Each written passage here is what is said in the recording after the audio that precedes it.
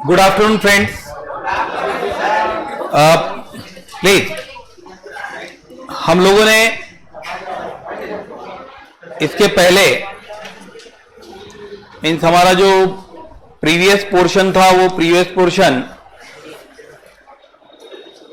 जिसे हमने कल लास्ट किया था वो purchase book, sales book, purchase return book और सेल्स रिटर्न बुक मतलब सब्सिडरी बुक्स का एक करीबन 50% पोर्शन जिसे कहा जा सकता है वो सब्सिडरी बुक का 50% पोर्शन हमारे पास था और जिसे हमने 50% में कंप्लीशन किया है। अभी इसके बाद क्या है, अगर हम देखते हैं तो हमारे पास सब्सिडरी बुक्स में टोटल 8 पार्टीशन है, जिसमें से 2 पोर्शन जो है उन्हें लर्निंग में से स्किप किया जा सकता है। एक बिल्स रिसीवेबल बुक और दूसरा बिल्स पेएबल बुक। इसके बाद हमारे पास जो बचते हैं वो 6 पॉइंट्स होते हैं, जिसमें से 4 पॉइंट्स हमारे कंप्लीट हो चुके हैं। अब इसमें जो हमको लर्न करना है, प्लीज अगर आप बातें करोगे तो आपको जवाब देना पड़ेगा, चलेगा?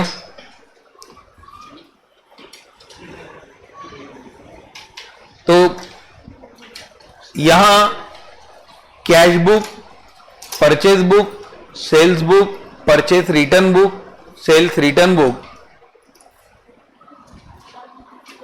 उसके बाद बिल्स रिसीवेबल, बिल्स पेएबल और आखिरी जर्नल प्रॉपर है। एक्चुअली जर्नल प्रॉपर भी जो है इसमें सिर्फ एडिशनल वही पॉइंट्स है जो हमारे किसी डे बुक में नहीं रिकॉर्ड किए जाते हैं,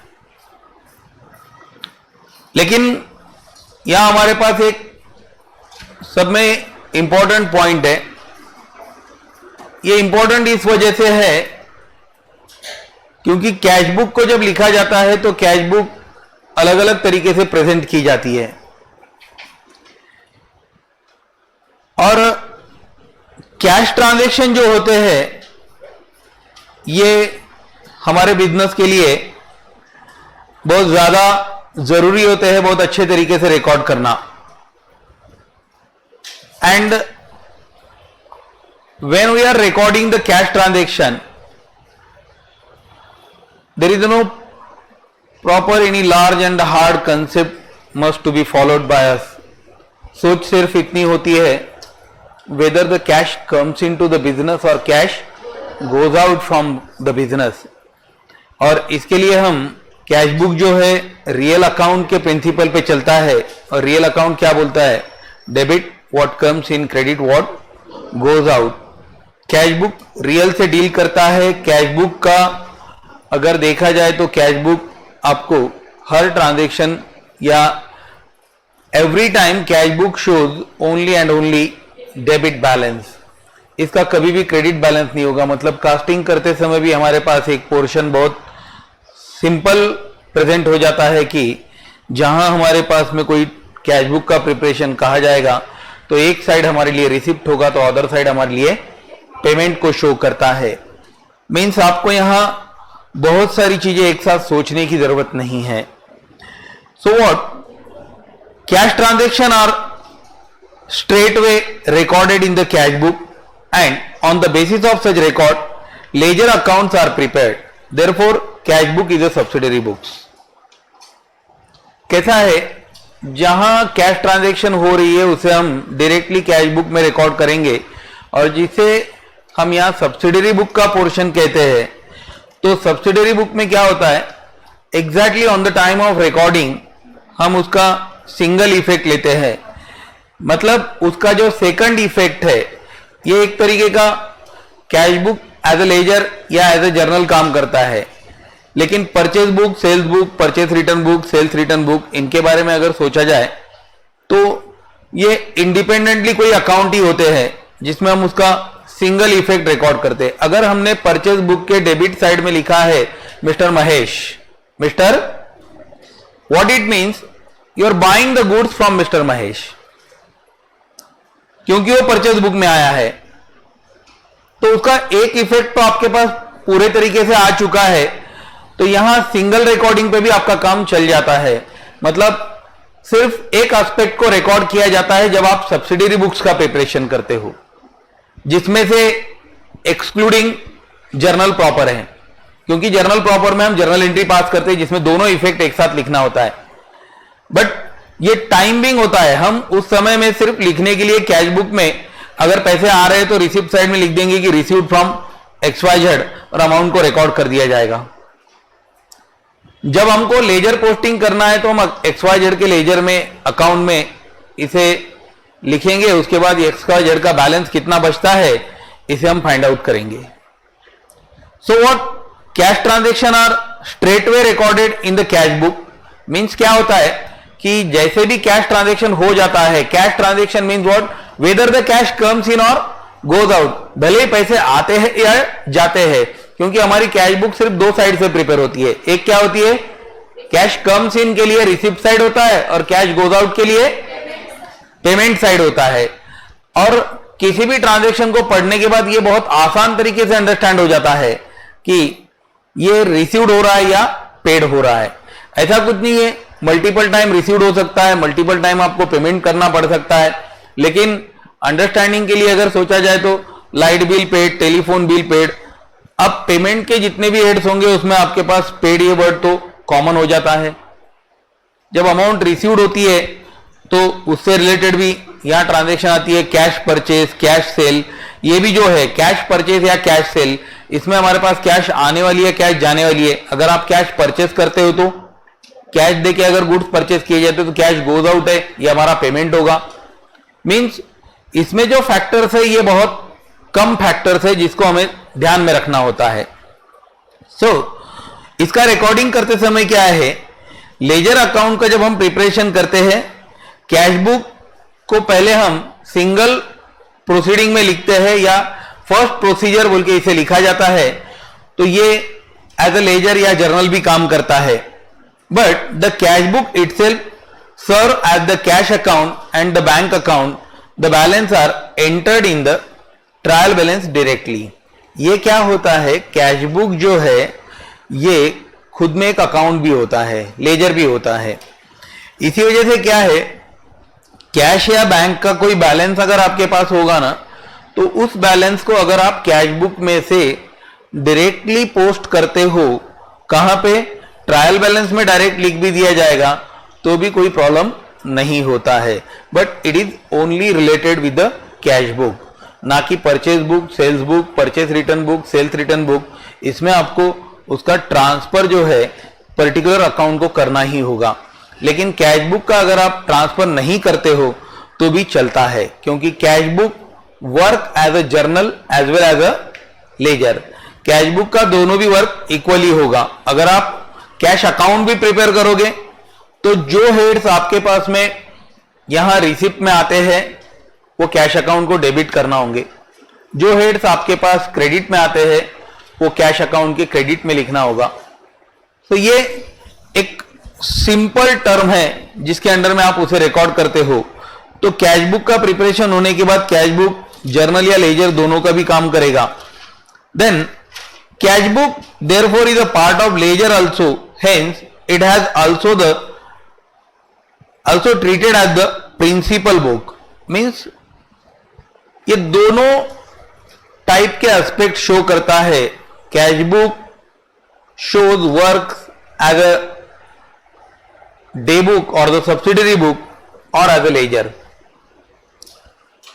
सिर्फ एक कैश बुक में ही क्वालिटी है कि वो दोनों का काम एक साथ कर सकता है। Cash book is both subsidiary book and the principal book. तो इसलिए क्या है, अगर कैश बुक प्रिपेयर किया जाएगा तो ये दोनों क्वालिटीज को प्रेजेंट कर रहा है, तो यहां हमारा ड्यूटी खत्म हो जाता है कि हमने इसका लेजर प्रिपेयर करना चाहिए या नहीं करना चाहिए। अगर हम इसका लेजर प्रिपेयर नहीं भी करेंगे तो भी ये हमारे लिए सूटेबल होता है। ओके, अब जब हम यहां अलग अलग तरीके से कैश बुक का प्रिपरेशन करेंगे तो यहां हमारे पास simple cash book, double column cash book, 3 column cash book और पेटी कैश बुक, ऐसे हमारे पास टोटल 4 टाइप के कैश बुक है। जी, जबकि हम देख सकते हैं कि हमने इसमें से simple cash book, double column cash book और पेटी कैश बुक को लर्न किया है, लेकिन ट्रिपल कॉलम कैश बुक हमने अभी तक लर्न नहीं किया है। Actually triple column cash book में क्या होता है, both side column of discount होता है। कॉलम ऑफ डिस्काउंट मतलब रिसीव्ड एंड पेड या अलाउड, ये दोनों डिस्काउंट का रिकॉर्डिंग यहाँ कैश बुक में किया जाता है। जैसा आप डबल कॉलम कैश बुक में यहां कॉलम ऑफ कैश प्रिपेयर करते हो, कॉलम ऑफ बैंक प्रिपेयर करते हो, उसी तरीके से आपको यहां डिस्काउंट का भी कॉलम प्रिपेयर करना होता है। मींस यहां हमारा प्रैक्टिस थोड़ा सा बढ़ जाता है, क्योंकि एक कॉलम हमारे पास ज्यादा हमें प्रिपेयर करना होगा। एक्चुअली जब हम कोई कैश ट्रांजैक्शन अप्लाई करते हैं, उसी समय हम कैश डिस्काउंट को भी अलाउड करते हैं या हमें कैश डिस्काउंट मिलता भी है। इसी वजह से जब कैश बिजनेस में आती है, मतलब when cash comes into the business, on that time we are allowing the discount, we are allowing the discount, and when cash goes out from the business we are trying for a discount. अब ये दोनों चीजें जो है ये एक ही transaction का part होता है। आप देखते हो कि ट्रेड डिस्काउंट और कैश डिस्काउंट, कैश डिस्काउंट कब दिया जाता है, when cash received, when cash received. जब कैश ट्रांजिट होगा तभी कैश डिस्काउंट का काम होता है।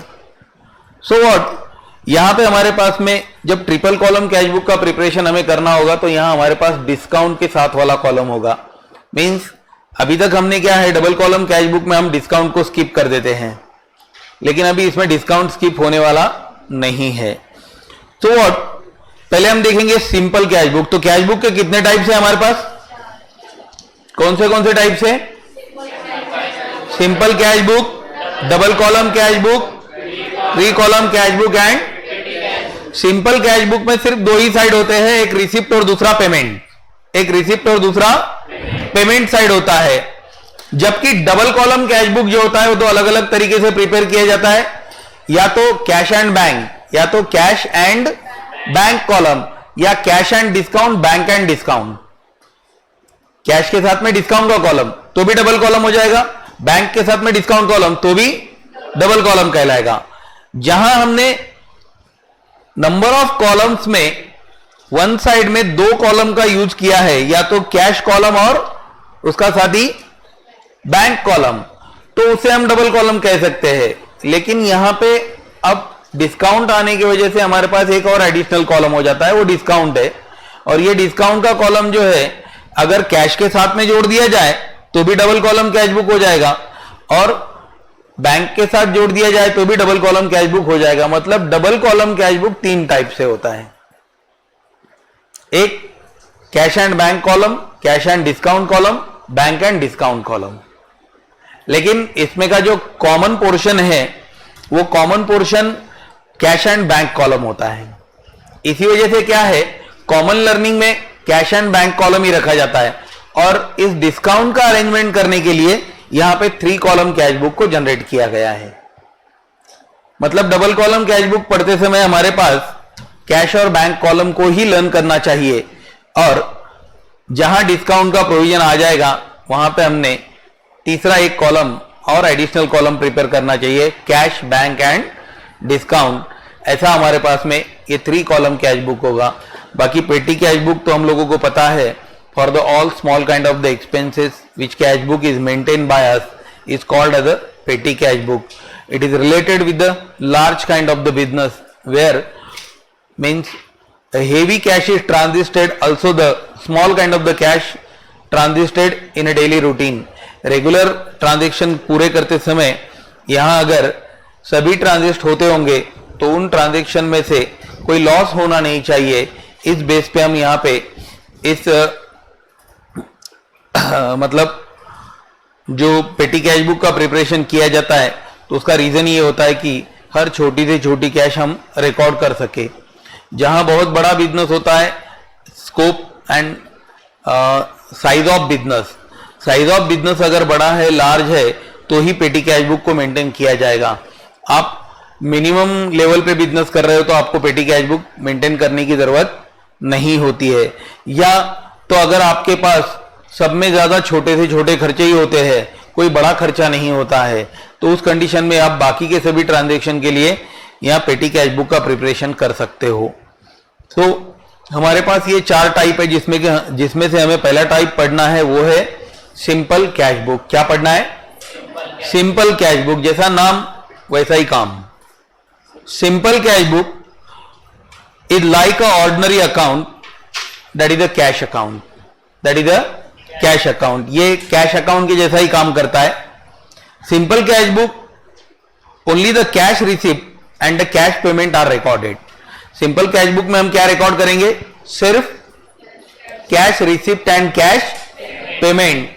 जिस ट्रांजैक्शन में से कैश रिसीव्ड हो रहा है या जिस ट्रांजैक्शन में हम कैश का पेमेंट कर रहे हैं, बस उन्हीं ट्रांजैक्शन का रिकॉर्डिंग हमें यहां करना होगा। The debit side is always bigger than the credit side.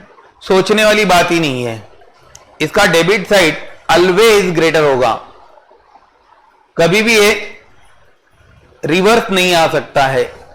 अगर प्रैक्टिकल लाइफ में कभी आप देखते हो कि यहां आपके पास डेबिट साइड के बजाय क्रेडिट साइड ग्रेटर आ रहा है, तो इसका मतलब एक समझ लेना कि हमने बहुत बड़ी गलती की है, क्योंकि कैश बुक कभी भी क्रेडिट बैलेंस शो नहीं करता। कैश ऑलवेज पॉजिटिव और जीरो, पॉजिटिव और जीरो। नॉर्मली कैश जीरो होता भी नहीं है, लेकिन ठीक है, ज्यादा ज्यादा क्या होगा? कैश जीरो हो जाएगा, हमारे जेब में कोई पैसा नहीं होगा, सभी इन्वेस्ट कर दिया गया है, तो जेब में पॉकेट में कोई कैश नहीं होगा। लेकिन कभी भी ऐसा तो बिल्कुल नहीं होता है कि कैश निगेटिव में होगा। तो यहां पे कैश बुक का ऑलवेज डेबिट बैलेंस ही हमारे पास होता है। Payment can not be exceed than the available cash. यहां पे हम एक कंसेप्ट को लर्न करते देखिए। एक जो कंसेप्ट हमने पढ़ा था 11th स्टैंडर्ड में, आप बता सकते हो? आपके पड़ोसी बताएंगे, दोनों मिलके बताओ। कौन सा कंसेप्ट था? Expenses are matched with income. 11th standard नहीं पता है? Matching concept, all the revenues are matched with the expenses. देखिए कैसा होता है, जब हम सिर्फ थ्योरी को पढ़ते हैं ना, तो अनबेस्ड होता है, लेकिन अब उस थ्योरी का ही कनेक्शन अगर हम यहां पे इस कैश बुक में बताना शुरू कर देंगे, तो आपके ध्यान में ये चीज आना चाहिए कि कैश बुक क्यों आपका क्रेडिट बैलेंस नहीं शो करता है। उसका रीजन एक ही होता है, every time incomes means expenditure is depend on the income. Expenditure is depend on income. मैं जितना कमाऊंगा ज्यादा उतना ही मैं खर्चा कर सकता हूं, मतलब मेरा खर्चा मैं उसके अगेंस्ट में मैच करते चलूंगा। तो ये मैचिंग कंसेप्ट वाली बात आ जाती है। ये प्रोसेस ऑफ मैचिंग कंसेप्ट है। The difference is written on the credit side as a buy balance carried down. The total are then entered into two column opposite one another, and then on the debit side the balance is written as a two balance brought down. ये बात common है, अगर किसी account का debit balance होगा तो वो debit balance जब होता है तो उसकी डेबिट साइड ग्रेटर होती है, और जब आप डेबिट साइड से उसका कास्टिंग टोटलिंग करते हो तो उसको लिखते समय आपको बाय बैलेंस लिखना पड़ता है। और जब वो नेक्स्ट डे को स्टार्ट हो जाएगा तो वो फिर से कहां आ जाएगा? On debit side as a to balance brought down. Yes, ये सिंपल प्रोसेस तो है जो हमारा चलता रहेगा, लेकिन कैश बुक में अगर आपके पास बैलेंस प्रोवाइडेड है तो कैश बुक का वो बैलेंस अगर लिखा भी नहीं जाता है, कैश बैलेंस ₹20,000, सोचने वाली बात नहीं है, उसे रिकॉर्ड करना होगा डेबिट साइड में टू बैलेंस ब्रॉट डाउन। क्या रिकॉर्ड करना होगा? टू बैलेंस ब्रॉट डाउन, क्योंकि cash book always debit balance ही शो करता है, लेकिन जब उसे क्लोज किया जाएगा, एंड किया जाएगा, तो उसका बैलेंस कहां मिलेगा? बाय बैलेंस मिलेगा, by balance carried down. Okay, to show the cash balance in a hand in the beginning of the next period, अब देखिए आपके पास यहाँ पे कैश बुक का एक फॉर्म भी आपके सामने दिया हुआ है, जिसे आप देख सकते हो कि cash book maintain with to side, या जिसे हम हमारा प्रिंसिपल लेजर जैसा बताते हैं उसी तरीके से इसे प्रिपेयर किया गया है। Left hand side shows the debit and right hand side क्या शो करता है, क्रेडिट शो करता है, because cash book work as a principal book. यहां डेट, रिसिप्ट, एलएफ नंबर और अमाउंट, ये 4 कॉलम के साथ हमारी लेफ्ट हैंड साइड होती है।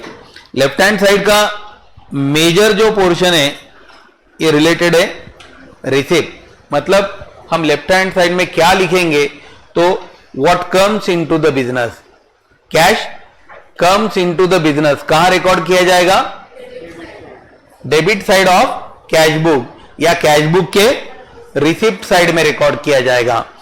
वहीं पे अगर हम क्रेडिट साइड का स्टडी करते हैं तो क्रेडिट साइड डील करता है पेमेंट से, मतलब which cash goes out from the business is available to record on a credit side of a cash book, या इसी तरीके से हमें इसे रिकॉर्ड करना होगा। चलिए, तो अभी इसके बाद हमको कैश बुक का प्रिपरेशन करना है। एक सिंपल कैश बुक ड्रॉ करना है।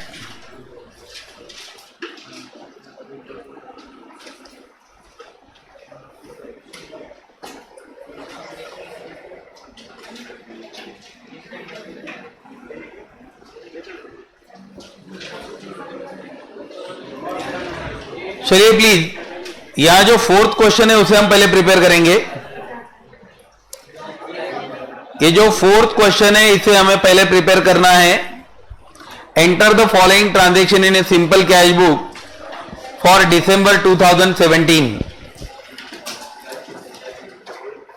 आप सोच रहे होंगे लास्ट क्वेश्चन को पहले क्यों सोचा जा रहा है, तो इस वजह से कि लास्ट क्वेश्चन जो है हमारा बहुत छोटा क्वेश्चन है।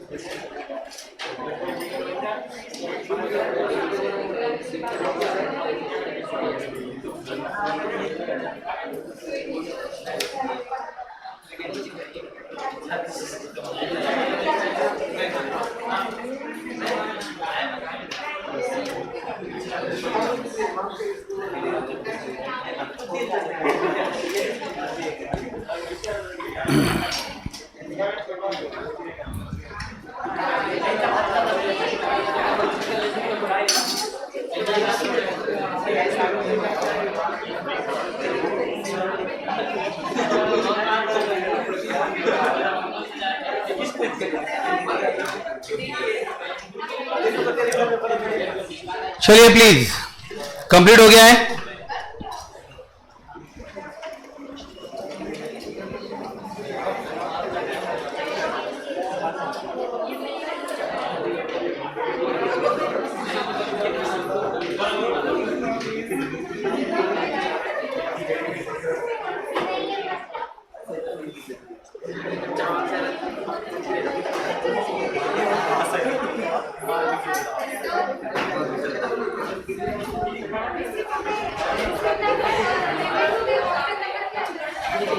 कौन सा?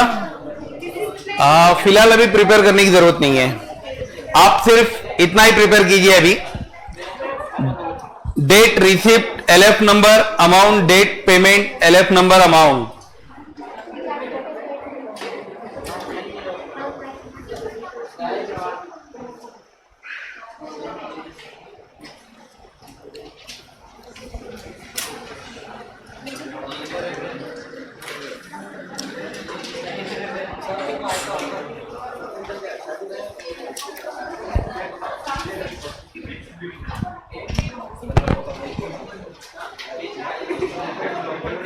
जय, कंप्लीट हो गया है?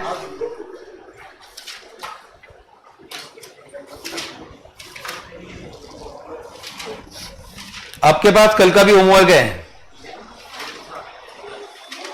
यस, वो भी कंप्लीट हो चुका है आपका।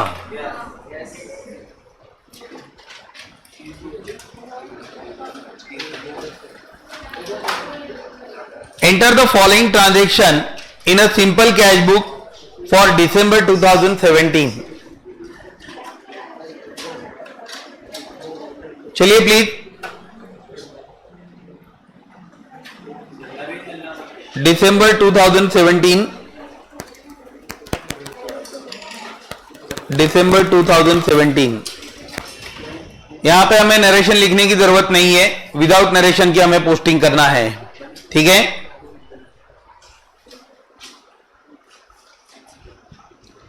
मैंने आपके पास यहां प्रैक्टिस के लिए 4 क्वेश्चन सिंपल कैश बुक के दिए हुए।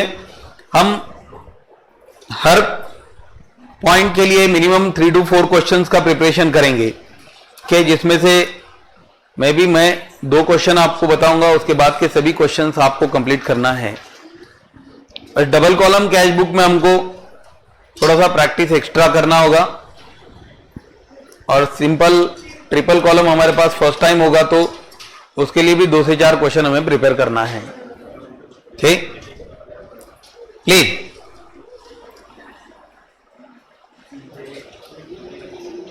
Cash in hand, cash in hand. 1 दिसंबर को आपके पास कैश इन हैंड दिया हुआ है 12,000 रुपीज। कितना है? 12,000 रुपीज। ये जो कैश इन हैंड गिवन है ना, इसे आप डेट के कॉलम में लिखोगे 1 दिसंबर। 1 दिसंबर को क्या लिखना है? Write to balance brought down. Amount कितना है हमारा? 12,000 rupees.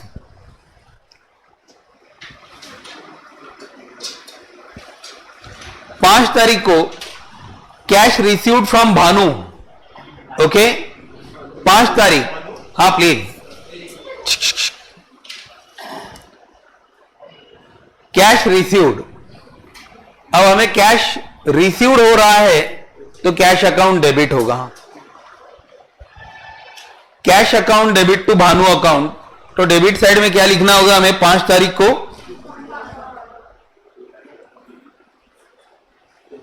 Bhanu account to Bhanu account. जो रिसिप्ट है 4,000 रुपीज। कितना है रिसिप्ट? 4,000 रुपए।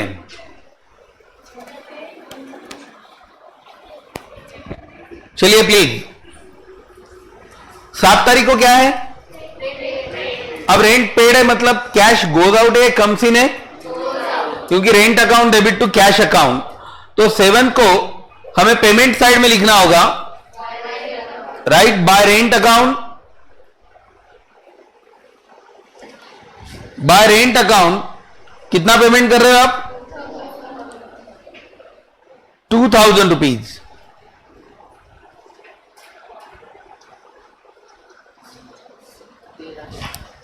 उसके बाद 10 तारीख को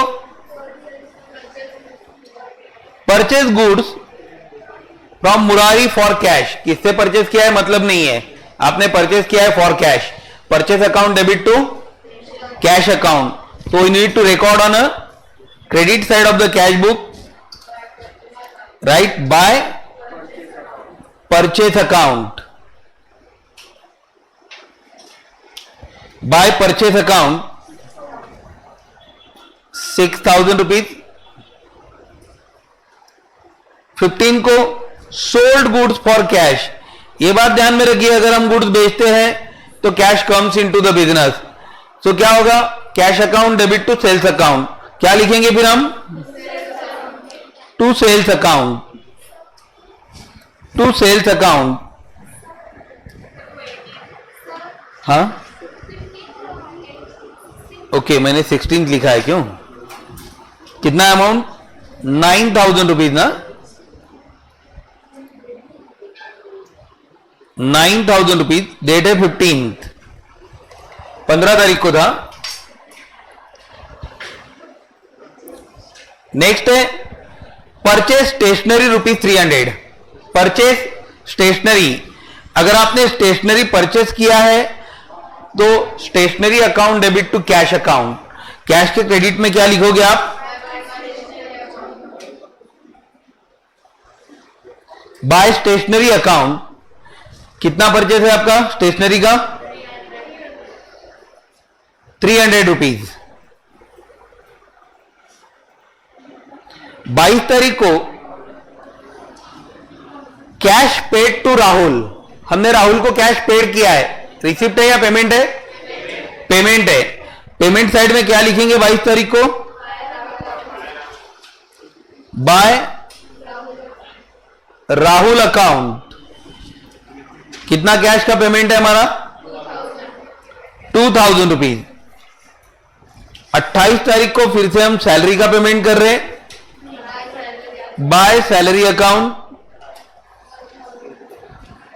₹1,000। और लास्ट डेट है बाय रेंट अकाउंट, क्योंकि रेंट का भी हमने पेमेंट किया है। हम कितना रेंट पेड कर रहे हैं, ₹500। देखिए यहां पे अगर देखा जाए तो फर्स्ट, फिफ्थ एंड 15, फर्स्ट का क्या है, कैश बैलेंस गिवन था, कैश इन हैंड, जिसका रिकॉर्डिंग हमने as a cash balance to balance brought down लिखा हुआ है। 5 तारीख को हमको भानु से कैश रिसीव्ड हुआ था, सो कैश अकाउंट डेबिट हुआ है। और 15 को हमने या गुड्स कैश के लिए सेल आउट किए थे। बाकी सभी ट्रांजेक्शन हमारे क्रेडिट से रिलेटेड थे, मतलब पेमेंट से रिलेटेड है, जिसमें हमने रेंट पेड किया है, गुड्स परचेज किए है, स्टेशनरी परचेज किया है, राहुल को पेमेंट दिया है, सैलरी का पेमेंट किया है और फिर से रेंट का पेमेंट किया हुआ है। तो यहां हमारे पास अलग अलग टर्म में हमने इसका पेमेंट किया हुआ है। अब देखिए इसका कास्टिंग करते समय एक बात हमारे ध्यान में रहना चाहिए कि always debit side of the cash book is greater. तो हमारी कैश बुक का जो डेबिट साइड है उसका टोटल हमें लेना चाहिए। तो डेबिट का टोटल कितना हो रहा है, देखिए 12,000 plus 4,000, 16,000 plus 9, ₹25,000। No change in the casting process.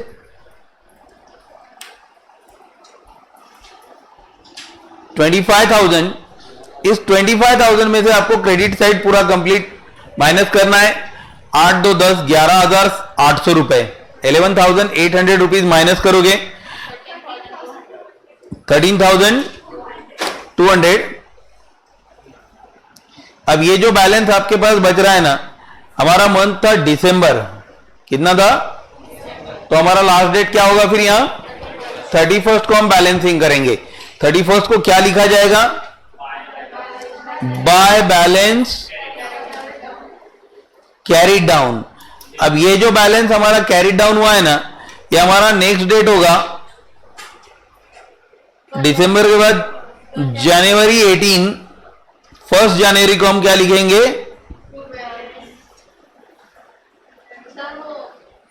Okay okay okay okay, एलेवर हो गया क्यों, अगेन ऑन 1 जनवरी, 1 जनवरी को हमको लिखना होगा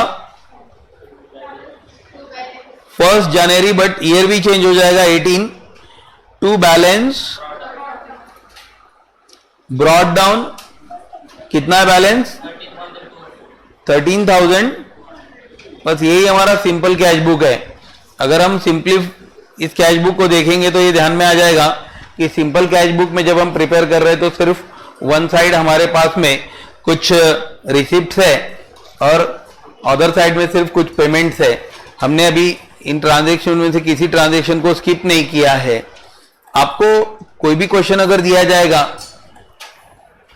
वो अगर सिंपल कैश बुक से रिलेटेड है तो उसमें आपके पास कोई अदर ट्रांजैक्शन को चांस नहीं मिलता है। ये एक सिंपल प्रोसीडिंग है आपके पास। सिंपल कैश बुक में सिर्फ क्या रिकॉर्ड किया जाता है? सिंपल कैश बुक में क्या रिकॉर्ड किया जाता है? सिर्फ और सिर्फ cash transaction which are related with the cash received और कैश पेमेंट, बस इसी का रिकॉर्डिंग हमें सिंपल कैश बुक में करना होता है। ये हमारा ऑर्डिनरी कैश अकाउंट होता है। Simple cash book only cash receipt and cash payment का रिकॉर्डिंग करेगा, ठीक है? Cash receipt and cash payment, बाकी किसी अदर टर्म को हमें यहां रिकॉर्ड करने की जरूरत नहीं होती है।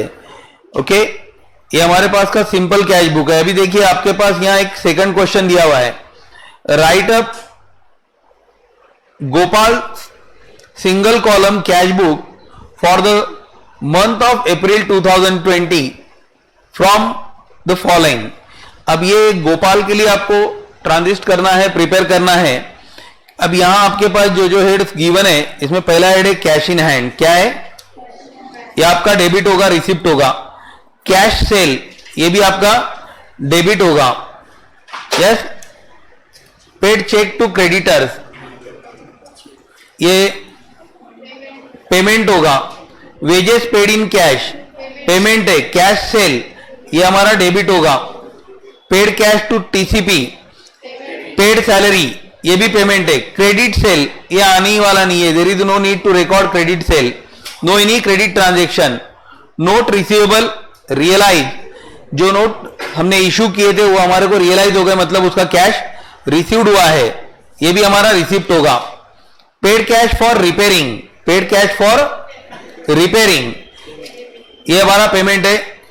सेल्स बाय कैश, ये भी हमारा रिसिप्ट है। Paid office expenses, paid rent and rate, cash sale, ये फिर से हमारा रिसिप्ट है। Electricity bill, cash collected from debtor, debtor से कैश कलेक्ट किया है, फिर से रिसिप्ट है। Goods purchase. Retire bank loan, retire bank loan का मतलब क्या होता है? हमने बैंक लोन का पेमेंट किया है, ये क्या है? पेमेंट ऑफ बैंक लोन है, रीपेमेंट ऑफ बैंक लोन। अभी देखिए यहां अगर देखा जाएगा तो आपके पास 1 एंड 2 अप्रैल का ट्रांजैक्शन रिसिप्ट का है,